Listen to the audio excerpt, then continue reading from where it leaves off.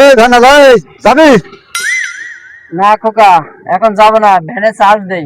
ও চাচা যাবেন সামনে মুখো? হ্যাঁ বাবা, ওঠো।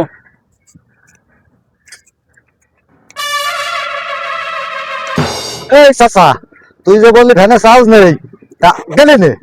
এই এমনি এখন যাচ্ছিস, এখন চার্জ আসলো কোনতে? খোকা, চার্জ ছিল, এখনো চার্জ আছে। তাই এই ছেলেটা খুব ভদ্রভাবে কথা বলেছে, আর তুমি আছে অভদ্রতা ব্যবহার করেছো। এই চাচা, আমি আবার কি অভদ্র ব্যবহার করলাম?